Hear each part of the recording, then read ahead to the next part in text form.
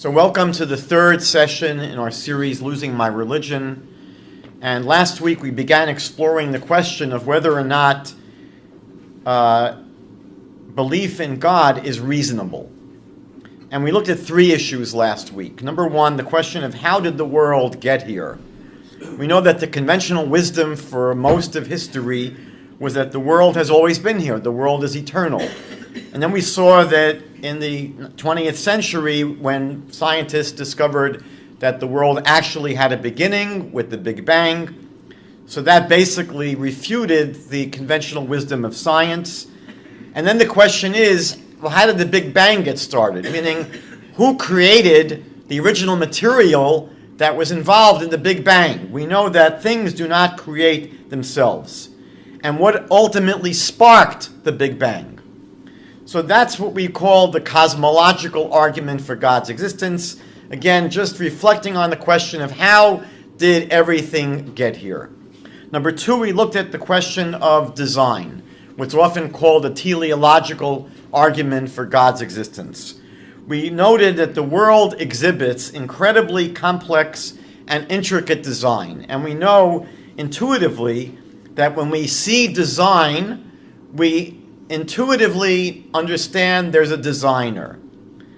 And we looked at one element among many, many different elements showing the intricate design of our world, which we refer to as the anthropic principle, which is we saw countless very precise factors in the makeup of our universe that show that the world was designed specifically to facilitate human life.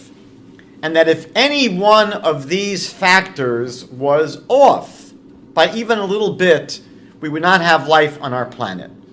So we see that the world we inhabit is a world that demonstrates there was a design, planning, very intricate. That seems to imply a designer.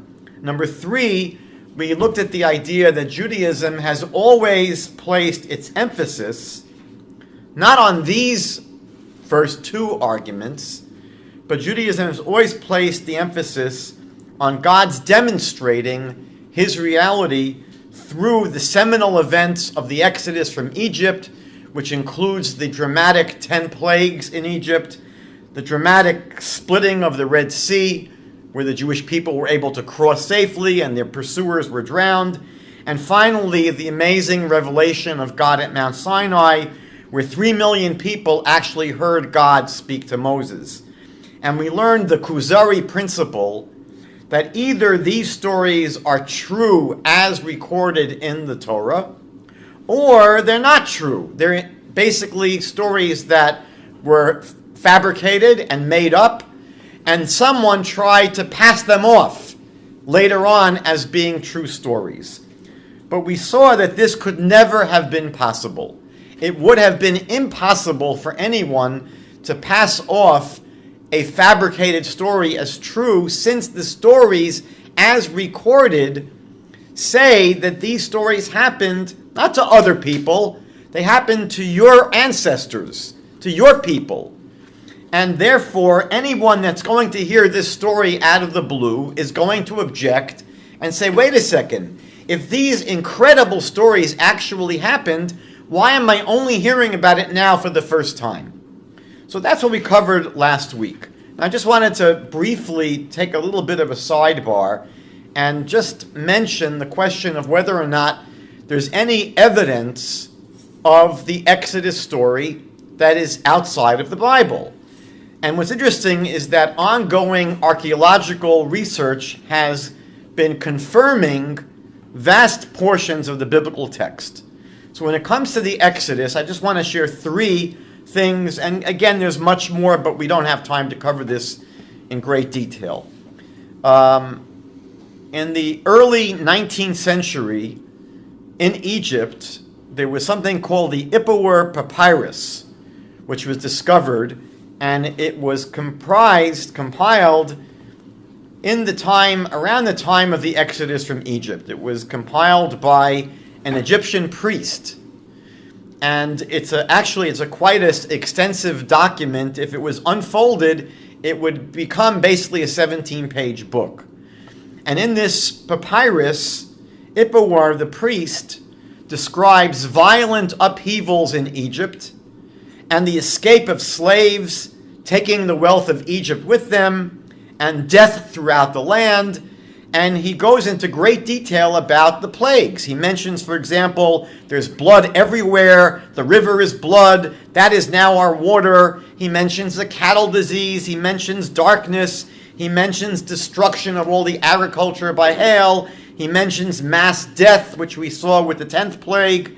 So here's an interesting non-biblical source by someone who's not Jewish, who's actually recording essentially what the Bible describes. In 1998, divers in around the area of the Red Sea and the Gulf of Aqaba discovered that if you go to the route that the people of Israel took through the Red Sea on their way to Mount Sinai, these divers found numerous chariot wheels. Some still were attached to their axles, and these were four-spoked wheels, just as used during the Egyptian Middle Dynasty at the time of the Exodus. And then one third example was that we have on display now at the National Archaeological Museum in Athens, I can't pronounce this properly, the Mycenae Stelae, which are 3 stone slabs. They date back to the time of the Exodus, and they illustrate the splitting of the Red Sea, with Egyptians pursuing the Israelites on 4-spoked chariots, the 4-spoked wheels of the chariots. And the third of these stones shows the rider and the horse and the chariot hurled down, upside down into the sea. So it's interesting that we don't only have stories in the Hebrew Bible. Archaeologists have now been confirming and finding tremendous corroboration to the stories the Bible tells. Now tonight we're going to continue to explore evidence for faith in God. The story is told of King Louis XIV, who once asked the famous Catholic philosopher Blaise Pascal for evidence of the supernatural. And Pascal responded, "The Jews, Your Majesty, the Jews." We're going to look now at 2 amazing things. Number 1, the absolutely incredible and incomprehensible history of the Jewish people, and the mind-blowing fact that it was all foretold thousands of years ago. So these are the 2 things we're going to look at now. Number 1, the history of the Jewish people, which is totally counterintuitive. It doesn't make any sense. And all of the details of Jewish history were actually prophesied, foretold thousands of years ago in the Bible. And the 2 questions to bear in mind as we go through these features of Jewish history are the following. Who could have known all of these things in advance? And number 2, who could have controlled world history to ensure that these predictions would actually transpire? Our starting point is the incredible prediction in the Bible that Jews will be an eternal people. This is mentioned numerous times in the Hebrew Bible. Genesis chapter 17, when God speaks to Abraham and says that your people will be an eternal people. Jeremiah 31 says that the Jewish people will exist as long as the stars and the sun and the moon and the celestial bodies exist in the heavens. Now it's interesting that over the course of history, many nations have come and gone. They don't last forever. You'll have to go today to a museum to find and encounter the ancient Egyptians, Edomites, Hittites, Assyrians, Moabites, Persians, Greeks, Babylonians, Romans, and countless other peoples that were massive civilizations that no longer exist. They disappeared eons ago. In a famous essay, Mark Twain wrote the following. The Egyptian, the Babylonian, the Persian rose, filled the planet with sound and splendor, then faded to dream stuff and passed away. The Greek and the Roman followed, made a vast noise, and they too are gone. Other peoples have sprung up, held their torch high for a time, but it burned out, and they sit in twilight now or have vanished. The Jew saw them all, beat them all, and is now what he has always was, exhibiting no decadence, no infirmities of age, no weakening of his parts, no slowing of his energies, no dulling of his alert and aggressive mind. All things are mortal, but the Jew. All other forces pass, but he remains. What is the secret of his immortality? The Bible clearly teaches numerous times that the Jewish people will never disappear. Who could have made such a bold prediction? And who could ensure the continued existence of the Jewish people? Secondly, what makes the prediction that the Jewish people will be an eternal nation even more astounding? It's incredible on its face, but what makes it an even more incredible prediction is that we seemingly have nothing going for us that would facilitate survival. There are many other civilizations that have things, as we'll see, they have features that would help them exist and help them survive. And the Jewish people seem to be the worst candidates for long history. One of the things that the Torah speaks about that really would militate against survival is the Torah tells us that we would be exiled from our land. It's easier to survive if you're on your home court, if you're in your home country. But the Torah says you're not going to be there for much of your history. You're going to be exiled. And the Torah speaks about this numerous times in the book of Vayikra, Leviticus chapter 26, in the book of Dvarim, Deuteronomy chapter 28. It speaks about the Jewish people being thrown out of their land. And we know that this happened twice to us. The first time was after the Babylonians destroyed our first temple, and the second time after the Romans destroyed our second temple. Now this itself, you have to realize, is unusual, because most often when invaders would conquer a country, they wouldn't throw the inhabitants out. It doesn't do them any good. They would enslave them and get what they could out of them. So the prediction that you're going to be invaded and then thrown out of your land is counterintuitive, and it certainly is something that would not help our survival. Number 3, let's think about what kind of things might help a people survive despite the fact that they're exiled from their land.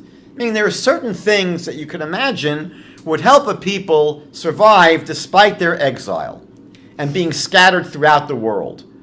One factor would be if everyone loved them and admired them. If everyone loves you and admires you, they want to help you stick around. However, the Bible predicted the exact opposite, that we would be universally despised and rejected and persecuted wherever we find ourselves, which actually is quite strange. How is it possible that wherever we go, we are hated and despised and persecuted? Anti-Semitism has been called history's oldest hatred. And the Bible predicts this numerous times. Isaiah chapter 60, Ezekiel chapter 16. And that's been our experience. Pogroms, expulsions, if you think about it, between 200 of the Common Era and 1948, we were expelled from more than 80 countries. Inquisitions, blood libels, genocides. That's been our experience. Not being a people that everyone finds to be charming and everyone loves us and admires us and wants to be with us. No, quite the contrary. And when you think about it, the hatred of the Jewish people has been totally irrational. We've been hated for being capitalist exploiters, and at the same time, we're hated for being socialists and communists. It's totally contradictory. We're accused of being militant aggressors, And yet people mock us for being timid pacifists.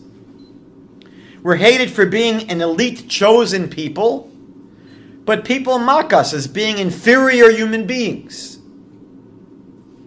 We're hated for being clever and brilliant, and at the same time, we're seen as being blind to the truth. We're despised for being different and standing out and keeping to our own ways. At the same time, many people hate us for being just like them, infiltrating as a fifth column. They're trying to blend in. So which is it? We're held responsible by some for the execution of Jesus, while other people blame us for the invention of Christianity. It's quite incredible that in the world today, we are hated in places where there are no Jews. If you go to Japan, some of the best-selling books are about the Jewish plot to control the world and the conspiracies of the Jews. There are no Jews in Japan, practically speaking. Or if you go to Malaysia, a country with virtually no Jewish people, and yet they blame all of their problems on the Jewish people. We live in a world today where the hatred of Jews is growing and doesn't make any sense. We live in a world today where absolute dictators, tyrants, and people that commit the most horrible atrocities get a free pass at the United Nations, and yet Israel comes in for condemnation over and over and over and over again. Another factor that could help a people survive exile and hatred would be if they were a huge nation. For example, China and India today have over 1 billion people. It's hard to wipe out over 1 billion people. But the Torah predicts that the Jewish people would always be a very small nation. Deuteronomy chapter 4, verse 27 says this. Deuteronomy chapter 28, verse 62 says the following. You will remain few in number, whereas you could have been as numerous as the stars of the heavens. No, you're going to be a tiny people. What's amazing is that most of the world is clueless about how many Jewish people there actually are. In 1991, there was a film made here in Toronto called What is a Jew? And back in 1991, I think there were about 5.5 billion people in the world. And the people on the film, they went down to Nathan Phillips Square, and they asked people many questions. One of the questions was, there are about 5.5 billion people in the world today. How many Jews do you think there are? And people typically said hundreds of millions of people. One person said about half. About 2.5 billion people in the world are Jews. The truth is, in reality, we are less than 0.2% of 1% of the world population. About 14 or 15 million Jews in the world today. So, even though we are scattered across the world, we're hated, we're persecuted, and we're a tiny, tiny people, we are still an eternal people. We still are here. Who could have predicted all of these things thousands of years ago when they're recorded in the Bible? And who was able to control history in such a way that these predictions would transpire? Another incredible and totally counterintuitive Torah prediction about the Jewish people is that despite the fact that we would be exiled from our land, scattered over the entire world, despised and persecuted, and tiny in number, we'd be a light unto the nations and have tremendous influence. Isaiah says this in chapter 42, verse 6, and chapter 49, verse 6, and there are other places in the Bible which speak about the fact that we are going to have a tremendous impact upon the world. How is that possible? Who is going to take us seriously when we're tiny, we're scattered, we're hated, we're despised? Rabbi Ken Spiro wrote a wonderful book called World Perfect, and he documents and traces the incredible impact that Judaism has had upon the world throughout history. For example, 2,000 years ago, if you weren't Jewish, you were basically pagan. You worshipped either stones or statues or animals or the sun. That was the entire world. And now, through the daughter religions of Judaism, Christianity and Islam, the majority of the world believes in one God who created everything that exists. We find that the Jewish people have influenced the world in ways that we now take for granted. But if you study history, these are things that were never accepted by cultures and societies. I'm going to go through just a few of them. The idea of a day of rest, universally accepted today. And yet when the Romans encountered the Jewish people, they mocked us as being lazy and pathetic. Respect for human life. We again take that for granted today. But if you go back to the ancient world, they saw infanticide as normal, the exploitation of the weak, people that were crippled or handicapped were often just put out to die. There was cruel entertainment. For example, the Romans had 200 stadiums where there were horrible gladiatorial matches where people were torn to bits by animals, and that was normal entertainment. So the respect for human life was not typical in the world, the ancient world. The values of peace and harmony. Again, we take that for granted today, but in ancient times, they did glorify peace and harmony. They glorified war and warriors. Justice and equality. That was never considered to be normal. In most of the world history, there wasn't equal rights for all people. The wealthy, the rich, the powerful had rights. The people who were disenfranchised, who were not wealthy or powerful, didn't have equal rights. Universal literacy and education. If you go back to the Roman Empire, they only had about 10 to 15% literacy, and those were only the wealthy class people. Everyone else had to work, and they were never taught how to read. And if you go back to European history, for centuries, Europeans were illiterate. Judaism always insisted on universal literacy and education. The vital importance of the family and matrimonial harmony and respect for parents and for grandparents. These are ideas that were vital and central to Judaism and only later caught on in the world. The idea of social responsibility, that each person has a responsibility to make the world a better place. Where did these values come from? They were certainly not indigenous to Greek and Roman culture. These are values that came to the world through the influence of the Jewish people. As the Torah predicted, we're going to be a light unto the nations. The Bible foretells an astounding relationship between the Jewish people and the land of Israel. In Leviticus chapter 26, verse 32, and in the prophet Ezekiel chapter 33, we're told the following. During the Jewish exile, the land will become a desolate wasteland. While once it was a very fertile place, if you remember from your early childhood education, this was part of the world that was called the Fertile Crescent. And yet the Bible says that when the Jews are exiled, the land will become desolate, will not produce for other people. And anyone that came to settle there failed. For all of the centuries that the Jewish people were exiled from the land basically went on strike. Nachmanides. Nachmanides came to live in Israel in the 13th century. And he wrote a letter to his son reporting that the land was forsaken and desolate. Again, as the Bible predicts.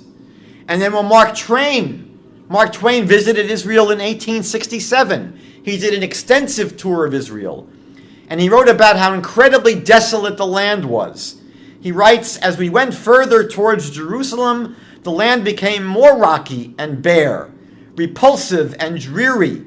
There was hardly a tree or shrub anywhere, even the olive and cactus, those fast friends of a worthless soil, had almost deserted the country. Who would have been able to predict that this would be the reality? That for all those centuries when Israel would be out of their land, the land would become desolate and no longer produce. But one of the most mind-blowing prophecies of the Bible is not only that we would survive our exile, but that one day the Jewish people would return to their land. This probably sounded like science fiction for most of our history. And that when we return to the land would once again become fertile, it would come to life, and it would become productive. And that's precisely what's happened. Over the past 50 years, immigrants have come to Israel from over 60 countries, over 70 countries, and from every continent in the planet.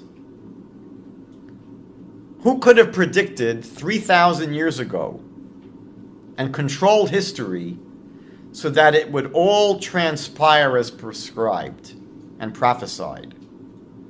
One of the passages that speaks about the return of the Jewish people to their land is Deuteronomy chapter 30. And an amazing thing about this passage is that verse 3 in chapter 30 of Deuteronomy speaks specifically about the ingathering of the Jewish people from all of the lands where they've been scattered all over the world. And if you count verses in the Bible, this is verse number 5,708. 5,708 is the Hebrew year that in English we call 1948.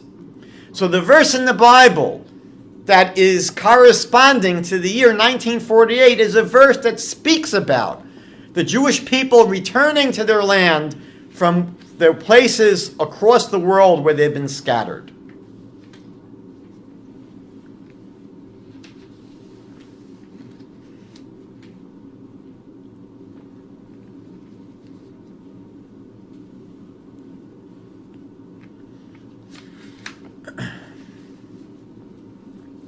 The book of Deuteronomy says in chapter 11, verse 12, that the eye of God is on the land of Israel at all times. And one of the things that people who live in the land of Israel have come to experience is that the supernatural is actually that which is normal.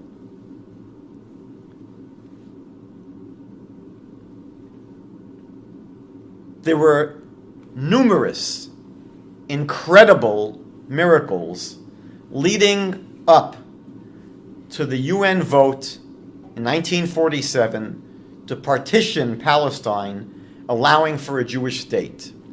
We take it for granted. But if you were to study the history of that event, it only was able to happen because of numerous extraordinary, incredible things. I'm just going to share two of them. It's worth studying the story of how President Truman, who originally opposed the establishment of a state of Israel, came to change his position. It's a long story, it's an intricate story, and it's an incredible story. Another element is that Stalin, who for decades ruthlessly persecuted Jewish Zionists in Russia, voted in favor of the Jewish state, which brought along the votes of the entire Soviet bloc, which was critical to the UN finally voting in favor of the partition of Palestine.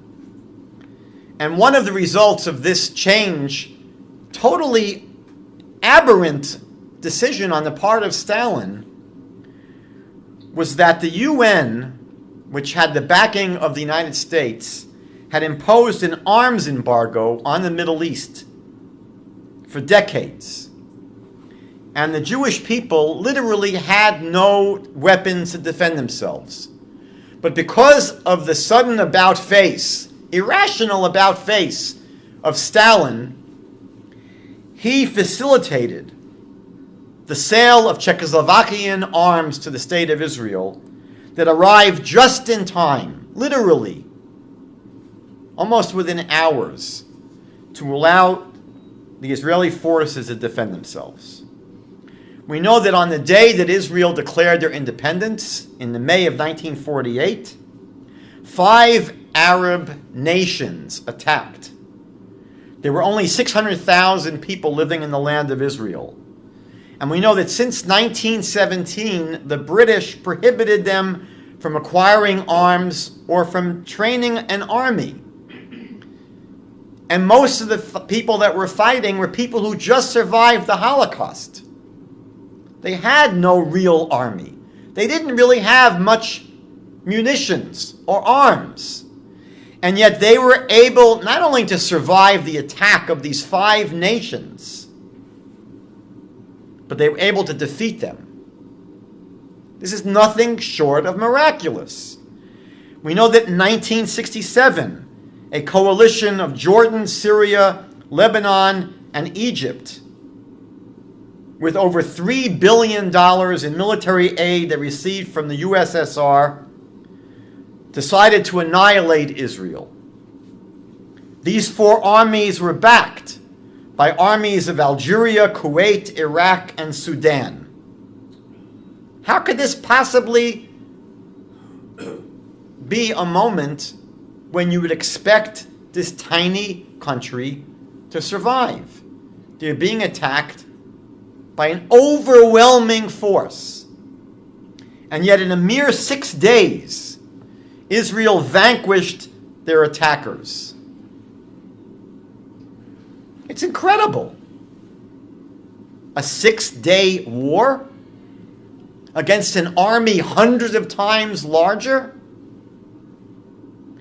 And then on Yom Kippur, 1973, 11 Arab nations caught Israel by surprise and launched a sneak attack. And yet Israel was able to drive them back. There were a few Israeli tanks that were able to hold off hundreds of Syrian tanks in the Golan Heights. And Israel was able to reach Damascus and Cairo. And then in 1991, Saddam Hussein launched 39 Scud missiles at densely populated areas of Israel. These are not rockets that were very poorly aimed. They could be quite accurate. And yet only 1 Israeli was killed, and indirectly at that. Statistically, between 200 and 500 people should have died based upon projections from other missile strikes elsewhere. And this is just a small sampling of the ongoing miracles that people experience in the land of Israel. Is it luck? Or do we say, if you keep on getting lucky for your entire history, maybe it's not luck?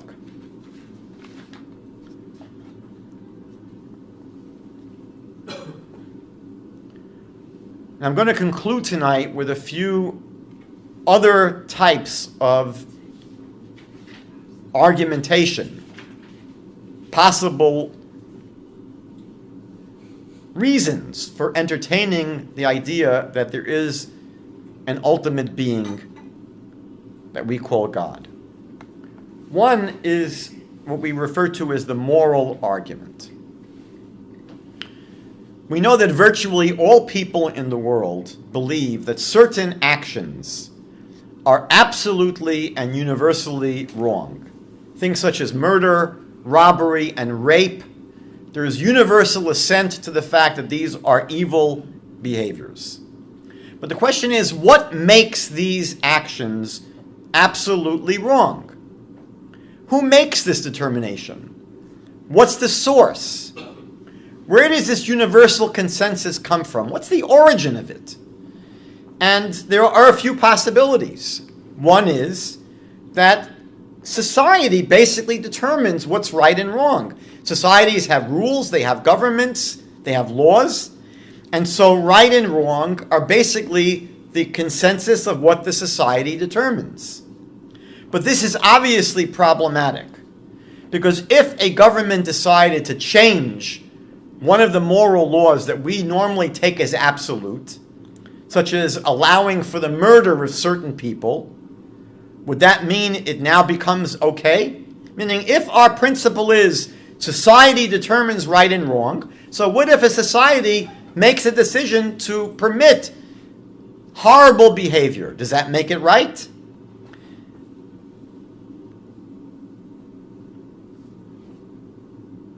If ethics are societally determined, how can we condemn a culture that says child sacrifice is acceptable? That's what their culture believes. The Nazis believed that killing Jews was a noble endeavor. So it's pretty clear that we cannot define right and wrong based upon the consensus, the will of a society, of a culture. Another possibility is that morals and ethics are determined pragmatically, meaning you have to have laws like don't kill, because if you didn't have laws like that, and if killing was okay and you could kill other people, they could kill you. So in order not to live in a world where you yourself are going to be wiped out or harmed, we have to have these kind of rules. They're simply pragmatic. They allow for the existence of society. Yet, pragmatism could lead you in the exactly opposite direction. For example, there are societies that might say that the practical thing is to permit euthanasia and the killing of people that are seen as a drain on the economy. This person will never recover from their illness. We'll pull the plug. Pragmatism might lead powerful people to take advantage of others in their belief that, well, we can't have anything happen to us. There can be no consequences because we're too powerful. Meaning, if the determination of all morality is pragmatism, so there's no balance of power in this world. And people that are truly powerful can say, I can do whatever I want because there will be no repercussions. So the third possibility is that morality is personal. It's subjective. Meaning that I just have an inner sense that murder is wrong. Now this leads to what we call moral relativism. And when there's moral relativism, there is no absolute universal moral principles. The famous atheist philosopher Bertrand Russell actually believed that indeed all morals were subjective. However, he said something telling. Russell said, I find myself incapable of believing that the only thing wrong with wanton cruelty is that I don't like it. Let me repeat that. Bertrand Russell said that I find myself incapable of believing, I cannot believe that the only thing wrong with wanton cruelty is that I don't like it. Russell sensed that there has to be something intrinsically wrong with cruelty. There has to be something absolutely cosmically wrong with cruelty. But he was an atheist, and he could only point to his own personal feelings. He wasn't able to invoke anything other than that. And this irked him. Again, at the same time, he believed that there was no sense, there was no source of morality other than his personal feelings, that to me, rape is offensive and disgusting. He was bothered by that because he intuitively understood there has to be something more wrong with it. There has to be something intrinsically, absolutely wrong with it beyond it happens to be my personal feelings. If morality is absolute and unchanging, its source must also be absolute and unchanging. And that absolute source is God. The same author who said, "Let there be light," is also the author of "Thou shalt not kill." What we learn in the Torah is that these principles that we understand are absolute principles are only absolute because they are hardwired into the fabric of reality. Hardwired by who? By the creator of reality. The same being, the same force that said, "Let there be light," and brought everything into existence, that same force also declared the absolute moral standards of "thou shalt not kill," etc. In the Brothers Karamazov, Dostoevsky famously wrote that if God does not exist, then everything is permitted. If there's no God, then there's no absolute morality, and anything can be justified or rationalized. This is why Abraham did not trust the Philistines. And when they asked him about his relationship with Sarah, his wife, he said that she was his sister.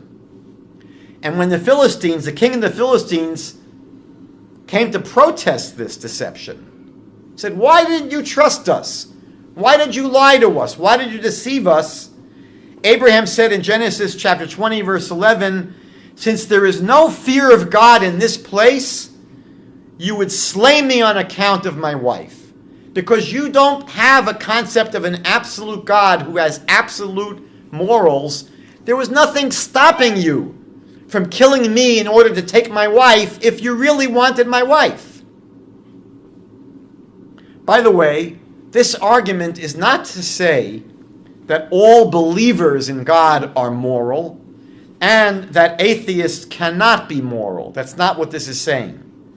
It's just saying that without God, we have no absolute way of declaring that a particular behavior is absolutely immoral or wrong.